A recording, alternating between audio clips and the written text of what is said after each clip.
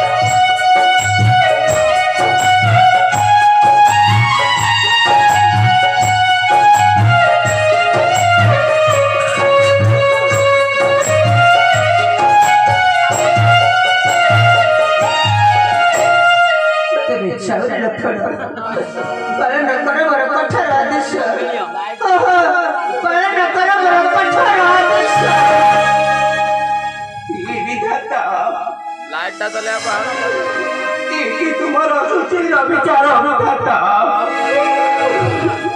तुम्हारा सुशील विचार पुत्र कोई किपरि छाड़ी विवाद तुम्हारा नमस्कार नहीं भाई जिपरि आदेश को पालना परिवी नहीं भाई पालना परिवी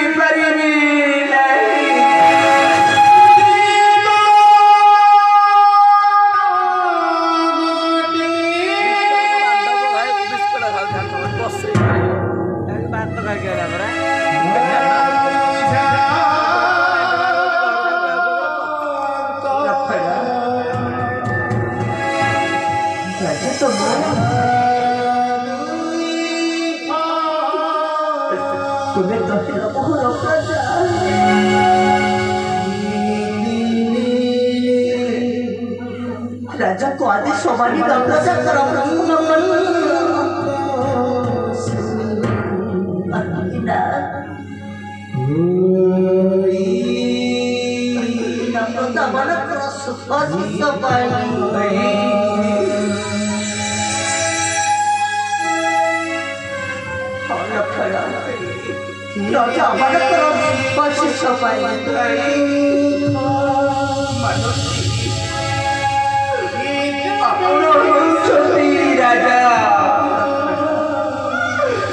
राजा को आदेश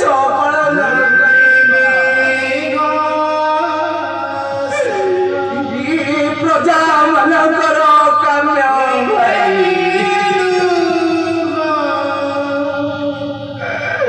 किंतु आपण कुहतु भाई पुत्र सारी पारि माता कुहर नमत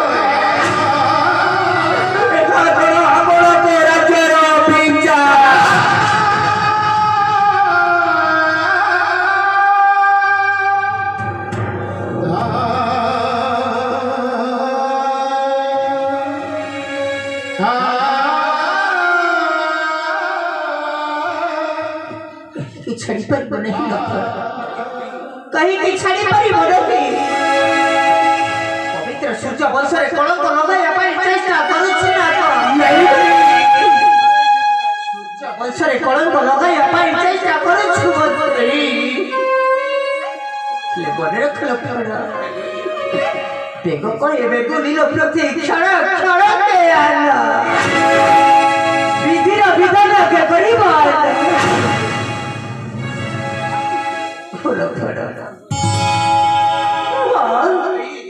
मोहर आदेश पालन करिबो कि ना मोहर आदेश पालन न कर मने खल मोहर निष्पत्ति मने खसरे निष्पत्ति सत्य सत्य त्रैवर सत्य करिया छी कार्यक्रम ते जाने कि गरीब को फल